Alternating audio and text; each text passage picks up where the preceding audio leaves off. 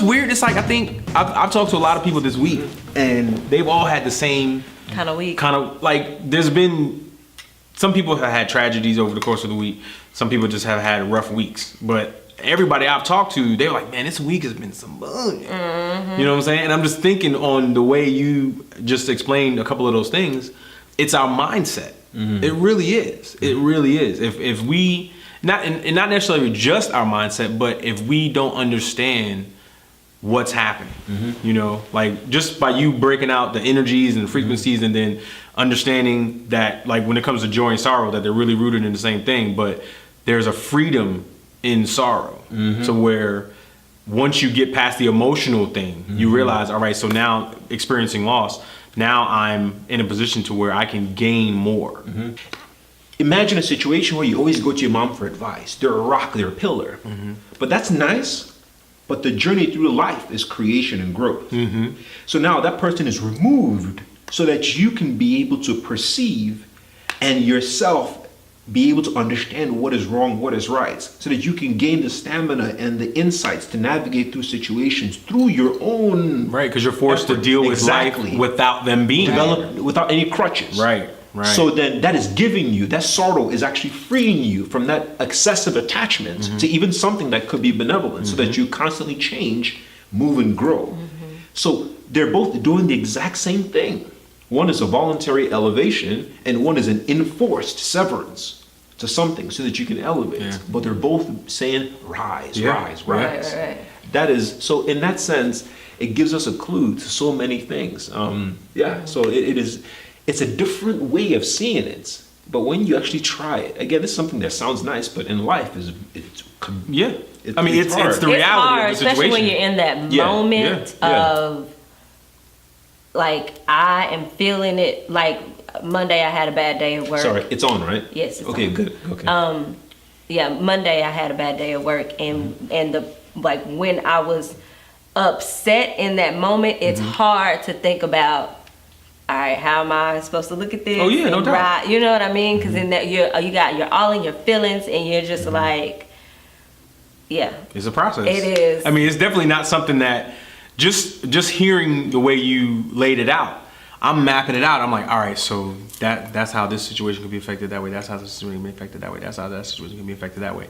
But it's not like I'm looking at it to where I'm like, yo, all right, so when I leave here, I'm addressing all of that, and tomorrow's gonna be awesome. Yeah. It doesn't happen that way. No. That's part of the growth, and that's part of the evolution. Yeah. You have to get to that point. It's the journey. Everyone in some way is struggling to figure out the most peaceful way to navigate through life. And for anyone who has any insights, that insight has come within the crucible of hardship. Yeah. And don't let anyone present to you or assume that things come easy. Because every nugget of insight a person has must have come through some type of experience. Yeah. And look, these concepts, like anything, if you want to build a muscle, or you have to work on it. You have to get up, you have to jog, you have to weight lift. The same here for all these things we're talking about. You have to go through life. Every day you have to find a way to get centered. You have to go through it, navigate through experiences. You have to think, you have to contemplate, reflect, you have to try. It is ongoing practice of building that muscle. Yeah. Until hopefully one day it becomes our default reaction. Yeah. But don't think that, because if you think because of you believe it or you think it's true, you automatically, integrated into yourself. What happens is this, and I've countless times, you think you're somewhere based on your beliefs instead of the reality where you are. So when you experience life and maybe you react in a way that's so contrary to what you believe but not integrated, the disappointment could cool your enthusiasm and you'd be left brooding and beating yourself up. Like, why didn't I do this? And Why did I do this? Yeah, and that will strip you of so much energy. Instead of saying the reality is, where am I, right? Yeah. What arose within me initially? What are all these things I'm battling with? That's the reality where you are, right? Just embrace and accept it. Don't be deceptive. Just embrace where you are. Okay, this is how I'm feeling. Okay, then from here, what's the next step? And over a period of time doing that, you feel that you're more realistic and honest with yourself, and then the muscle can grow. It can grow. Yeah. Yeah. So when the feelings arise, you say, okay, I should be feeling this way. Just relax. Take a deep breath. You are feeling this way. Just you are feeling that way. Yeah. Yeah. You're feeling that way. It's not that you're validating how you Right. feel, but you're just Right. saying, okay, I see it, but now I want to see and react better, and then Yeah. you go on from there. That is the journey through life, at least how I've come to realize it. And when we talk about growth, change, if you look at it from a different point of view, is that where does that even come from? Where does growth and change even come from? We talk about it, different systems, people, but what is it, right? And I have this idea that man is, in his soul, is like a seed that has everything it needs to develop, but it needs to unfold and grow. So we're here on earth and we have different ambitions, different aspirations, because of the same way that a seed needs different soil and climate conditions to grow, then we need different situations and context for different tendencies within us to blossom. So this whole yearning of setting goals, doing this and doing that, is because we sense that there's something inside that needs to be born outwards. It needs to unfold. And when we feel a sense of restlessness and non-fulfillment, is because if there's something that is almost some energy, something new that needs to be birthed, it's still stuck or it's stagnant. And so we want to find a way for it to break through the situation. Yeah. And one of the greatest disservice that our education system has given us is the fact that we think, okay, because I went into journalism or I went into engineering, Yeah. that's all our life is supposed to do this. You Yeah. realize that, as we were just talking earlier, you change. So when you change, you go through experiences every day, your thoughts and the energy changes you, changes, such that a year from now, you could have certain abilities and new forms of energy arising that then needs something different, and now needs to express itself in a totally different activity because of, as a seed, you're growing. So now you say, okay, but I did this in college, or I did this, or I did this. So you now bind yourself to fixed ideas. But it could be that journalism, whatever you did, was good for that time. Yeah. Right. But for a new season, there's Or a new to set you on climate. a path. There's something different that Yeah. you now need to grow. Yeah. To embrace it as a journey of continual development and embrace whatever's in front of you. I think doing it that way is more. I did business in college, and then I got my MBA, and then now I'm in a doctoral program in education. But it's a journey, and I accept each step. Each step is what I needed, is what I thought was the best at that particular point in time. Like you look upon a seed and say, oh wow, it's blossoming. Oh, it looks beautiful. You come back, it's more outward. Yeah. You come back, it's a different color. You come back. Yeah. Yeah, that's how it is. So just, yeah. That's a good way to look at it. I never thought of it that way. I thought when something like a career change, I guess I just have old school parents who are like, you work this one job, you do it for years, And then you retire. and then you retire. And the thought of, I'm doing this for a little while, and then I switch and do something totally different, and then I switch and do something totally different. Like I have a sister who wanted to be a pharmacist, and for a year she's always been in the medical industry, and now she's like, I want to be a real estate agent. And for my mom was like, huh? For years, all I've ever heard you talk about was pharmacy. And she's like, no, I want to do real estate. And she's killing it right now in real estate. And my mom at first was like, wait, you're gonna like pay money to take a class? My mom was just not with it at first. And I think it's the same thing with me too. Like now that I'm quitting journalism in the traditional sense, she's just like, huh? That's what you went to school for? Like, what are you gonna do? And I'm like, I don't know, I'll figure it out. And she's just like, I don't get it. And I think when other people have expectations of you, and it makes me question myself, and it makes me doubt myself, like, well, am I crazy for this? Or like, and it's like, do I want to change? It's safe. I know if I do this, this is safe. Yeah. And it's like, and if I'm taking a chance, and what if I fail? And and it's just like, so that's the thing with change. It's like, sometimes it's like, yeah, I want to do it, but over here it's safe, and I think I'm just gonna stay. You're over familiar here. with it. You know how to deal with it. Yeah. Yeah, and yeah. But perhaps it's not even the expectations others have, but it's the degree to which we subscribe to it that Yeah. determines how bound we are to it and how much we fear what is before us. You see, because if someone, for example, says, "Oh, you know," they say something and that hurts us. They say, "We're wearing a shirt. Do you think it's nice?" "No, I think the shirt is terrible. It makes you look fat." Whatever it is. And you get emotionally, you know, and you're hurt by that. You start to question your original. Yeah, and you say, "Wait a minute, I didn't like that." But then you have to pause and say, it's not what the person said that hurt you, Yeah. but it is the fact that you actually believed it, Right. And they just exposed some type of skepticism that you had about your own Because decision. before you asked it, you were pretty confident. Yeah. So you thought you were confident, but you had those doubts. So they just exposed those doubts. So it is that which primarily hurts you, not the comment.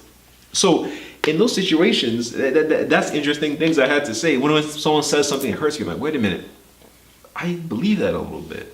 And that's why it hurt, Right. because of, it touched Right. my heart. Right. Yeah, exactly. Right. Yeah, exactly. Right. That was some doubt that I had. Wow. Exactly. So that's what hurts us primarily, and that's what keeps us in a situation or a condition. It's not that condition or a situation, is the degree to which we've identified with it and don't want to, you know, move forward. Right. Exactly. So yeah, we're here to grow. I mean, it's not what we need for our developments is the exact situation which we find ourselves in. And I've come to a point where it's starting to become a part of me. Not completely there yet, but I'm seriously endeavoring how everything I need is here today. Yeah. The lessons of the experiences before me is what I need for my nourishment Yeah. to grow. What are those lessons with where I am? And learning to integrate that, okay, as a living insight helps me just calm down. We're always thinking about the future. Tomorrow, I'm this and that. Well, a month ago, today is the future. Right. Just calm down. Deal with Just today. calm down. Yeah. Today. What lessons and opportunities does today bring? Present. Yeah. Leaving it at that, and then go. I mean, even aspiration. I mean, when we think about that, I think we're talking about that briefly. I mean, to aspire, spirit, expire, conspire, are all from the Latin word spir, which means to breathe. So, in other words, the human spirit, which we are, whenever it aspires, it's just breathing life into something. It's just creating something into its image. So when you're aspiring to bring into being something within you, to breathe life into it, to manifest it. So that's the process, and that situation offers you the opportunity to identify something within, not the future, not next tomorrow, but today. Yeah. I think in our personal lives, we go through depression or we go through sorrow when we have fought so hard to keep things a certain way, and then we have to relent to the fact that we no longer can resist this change. We have to accept it, and we may not be ready to. It is the rebellion against the necessity of changing something within our own hearts that causes the great suffering. So take a simple example, and I wrote about this. Whenever somebody harms you, right? Let's just say emotionally they disappoint you, they break your trust, they injure you in some way, do something bad or malevolent towards you. Look at our proclivity for grudges, right? Our first reaction is, well, you'll get yours. Whatever goes around comes around. Karma, you know. We're basically saying, one, I'm going to hold this grudge and I'm going to wish ill upon you. And I want you to experience suffering and hardship. Put that aside. So that our tendency for punishment is what then forms this field of energy. So now look at our prison system, whereby anything small a person does, and all of a sudden the system punishes them. It's not a system that is made to rehabilitate. Right. It's made for punishment. Right. You do something small and the law holds the grudge. Yeah. And it wants to be punitive. And then all the other things that's a part of goes into play at that exactly. point. So the police systems, the everything. Yeah. So your consciousness becomes legislated. That actually becomes an active form that suppresses you. So you're suppressed by your own manifest consciousness. If people individually says, you know what, this person at work is doing this, but let me find a way to get the lesson out of this situation so I can become grateful. And even if they do this, you know, let me, first of all, wish well upon them and not think ill of them, wish them the best and go my own way. Suddenly, you're not holding grudges anymore. And when you do that and you want the rehabilitation of people and yourself, then that becomes the conditions under which people can even elevate into office. Yes. And then slowly but surely, the system becomes about how do we rehabilitate Right. and wish well on people, Right. even who do harm. Yeah. So trying to change a system without changing yourself is the Right. greatest crime Right. against humanity, because of you're never going to achieve success. All you achieve success in is changing the form of things. But what happens, because your tendencies are still the same, it'll eventually come back to how it was Yeah. in some way. Yeah. I was gonna say, is there any last remarks, anything you guys want to add to that? Yeah. You can go first. Well, I don't really have a last remark, but I do want to talk about what I learned today, because I was trying to grab some nuggets and I lost some of them. They'll come back to me today. But the thing that really struck for me was change doesn't come without sacrifice. And I know for me, I want to change, but I don't want to give up anything, Yeah. you know, and I don't, you know what I mean? And I want to feel some sort of comfort while I'm saying I'm changing, you know what I mean? So I know for me, that was something that I learned today, and I'm going to take that home and just try to work on that. Did y'all learn anything today, or? Well, I definitely, from when you were breaking down the etymology again of words, and just really kind of harnessing what those words mean as far as when you, like we were talking about, just recognizing how things are destined to change. We talk about conquering and all that stuff. It's just a matter of sometimes to get through some of the darkest moments is your perception of those moments. If you're really looking to benefit from every experience that you have in life, then you have to look at the way you're perceiving things to be. Not to say that, you know, if you feel that downtrodden about something, oh, it's really not that bad. No, it's that bad because you're affected that way. But if you can look at it as, all right, this dark moment that I'm experiencing right now is one step to a growth or a higher vibration you were talking about, spirituality. Not necessarily, you know, from a religious point of view, just from you existing in this space as an individual. Every moment that you experience, whether it be good or bad, joy or sorrow, is another step in your evolving and your growth. And the more you can look at it that way, like you said, it's not going to happen overnight. It's not easy, but you'll be able to appreciate things even in sorrow a whole lot more than you're able to appreciate them now. That's really what I'm walking away from today's conversation. Yeah, and for me, just to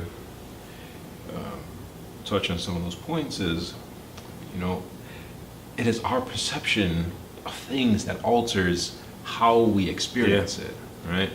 And how two people can go through the same thing or be in the same situation and react differently. So it's not that the situation is any different, but the perception. And how we've developed through our ideas and concepts and behaviors unhealthy attachments to things or over-reliance on other earthly things.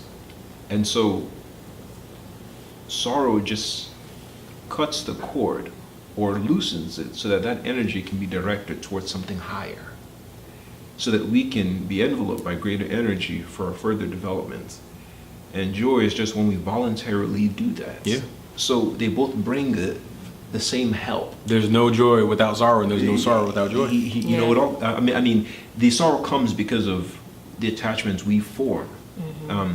So when we release those attachments, then we're able to just experience that perpetual joy. Yeah. But I think in a situation, what helps me? Okay, how do you bring all these things to daily life and practice? What are the first step? What I try and see is that if something moves me out of equilibrium, then I need to find my way back to equilibrium. Yeah. And the way towards doing it is when you're in a situation, you have all these, when you move out of equilibrium, is because you feel fear. This thing has come to harm me, there's no good, all types of things well up. But the first thing I said is, how is this helpful for my development as a person? what is the lesson? What is the nugget in this of insight I can use from my own unfolding? And when you do that, you see how every situation brings you some type of nourishment. Yeah. And in that, you're able to have confidence in the moments that no matter what it is, sorrow or joy, it comes to help you connect to something higher.